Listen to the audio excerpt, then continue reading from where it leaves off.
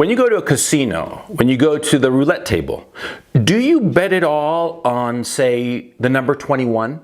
There are 36 numbers on a roulette wheel, plus 0 and double 0, depending on the casino.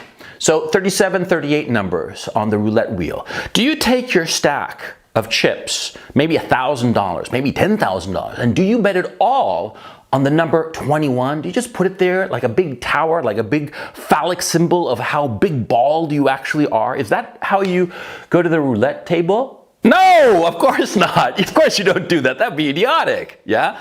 Because the odds are, what, 38 to 1 against. Yeah, those are the odds if you bet it all on, say, 21 or 23 or whatever arbitrary number you can think of.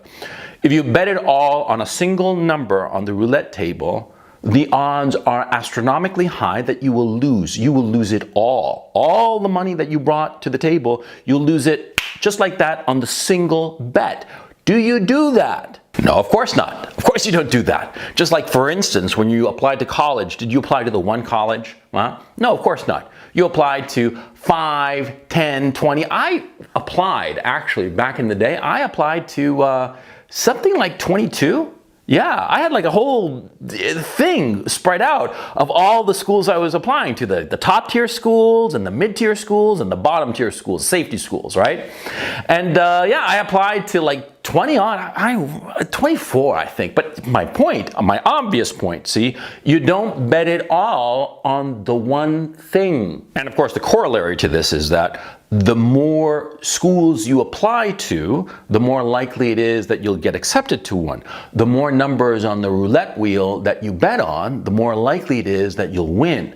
The more girls you talk to, the more likely you'll find one that wants to fuck you. Yeah, because that's what we're talking about here. I mean, this is Coach Red Pill channel. What the fuck you think I'm gonna be talking about? You know, like fucking betting and fucking college admissions? Fuck that. No, women. The more women you approach, the more likely it is that you will succeed. The more women you try to convince to get into bed, the more likely it is that you wind up fucking somebody. If you go after the one girl or two girls, you're not going to succeed. And this should be so goddamn obvious, but men are foolish in this regard. And they're foolish in a way that makes complete evolutionary sense. See, because we men, we're hunters. We go and pursue something specific. When we were developing over 3.5 million years in the African savannah or wherever it was that we developed, because there's some, some issue on that. But when we were out hunting, what did we do? We'd spot some antelope, some woolly mammoth, and decide, that's the one, we're gonna get that one. And our ancestors would trek through the savannah for days sometimes, chasing that specific antelope. Did you know that part of the reason of human beings' evolutionary success is this ability to basically chase something for hours and hours on end? Most animals can't run a marathon. Not horses, not any herd animal you can think of, let alone cheetahs or hunters. They can sprint, but only human beings can maintain a consistent pace for hours on end. That's how we evolved. We evolved to chase a prey for hours and hours, days if necessary, until we finally caught it. And we'd catch it after this relentless pursuit of that one object, that one antelope, that one single solitary woolly mammoth, or that girl. You see the conundrum that we have, and it's built into us. Because we see some girl that we like and we decide, that's the one, I'm gonna chase her. And all the others, they're just gonna fall by the wayside, just as our ancestors would chase the one antelope or the one woolly mammoth and discard all the others because they figure that's the one we have to pursue. And they'd pursue it, we pursue that girl, we pursue her relentlessly, and what happens? What are the odds? The odds are pretty slim that we'll succeed, of course. Because what happens also, again from evolution, in the past, women didn't have that many mating opportunities. Of course not. They'd be in some small tribe or whatever. Maybe there were one or two guys. And so if one guy was relentlessly pursuing her, he'd probably get her. Because she didn't have that many more mating opportunities. But today, in our contemporary society, in our technologically advanced civilization, a woman has an endless variety of men from which to choose from. And because of it, you can be choosing one girl and going after her relentlessly, but she's going to have so many other options. So many other guys are going to be going for her that she'll pick one that she fancies, and you'll be left high and dry. In the manosphere, people call it one-itis. But you have to understand the sources of it. It's not enough to just simply posit it and say that that's how guys are, or some guys are, or say, oh, just losers are like that. No, no, no, no, no. It's not losers. It's normal. It's normal for men. That's how we are built. Some men are fortunate enough to adapt and realize this simple lesson. Women are a game of numbers. And frankly, most of life is a game of numbers. You pursue anything in life, whatsoever it is, your business, your career, educational opportunities, whatever.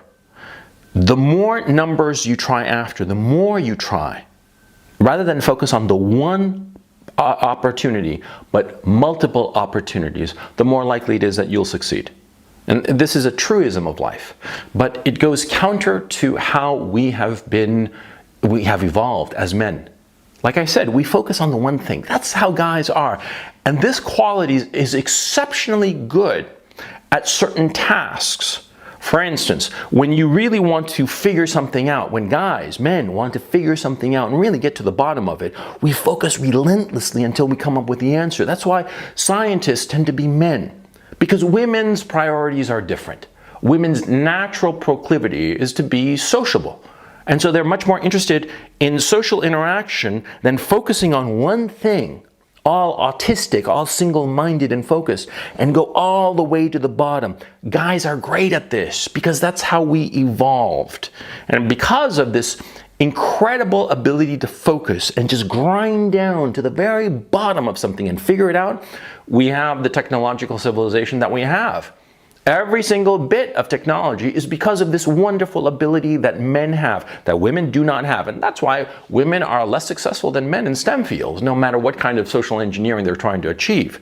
It's because of how we are built, or rather how we evolve. But the point remains, see, this is how we are as men. And therefore we have to work with what we've got and understand where we can fail. We fail when we decide to focus on one target. You have to grow up and realize that this inbuilt ability that you have that is so useful in so many aspects can be extraordinarily detrimental, not just to women, not simply in the pursuit of women, not just because you focus on the one girl instead of looking at all the possibilities and playing as many numbers as possible. No. It happens also in work opportunities. It happens in all kinds of career choices that you make, that you focus on the one thing. Because we guys are fantastic in this notion of sort of like imagining if we succeed at one thing and creating all these mental scenarios and therefore pursuing that one thing. And we're great at that, but because of it, we sort of like blind ourselves to all the other possibilities around us. And that's something that we have to avoid. Or not properly avoid this, but rather understand where we're coming from, evolutionarily speaking. Understand how we are built. This is something that you have to understand about who you are. This ability to focus on one thing, on one target, is incredibly useful when used properly. When you use it to pursue women, when you use it at the gambling table, when you use it insofar as life opportunities, going to college, career choices, whatnot, focusing on the one outcome and ignoring all the others is a huge mistake. Don't fall for it. Be smart. Women are a game of numbers. Roulette is a game of numbers. Life is a game of numbers. Understand this. You understand this, and you'll succeed. Because see, you're not going to wind up with the one that you thought you wanted, but many times, if you play the numbers, play as many numbers as possible, you'll wind up with an outcome which is actually better than what you imagined.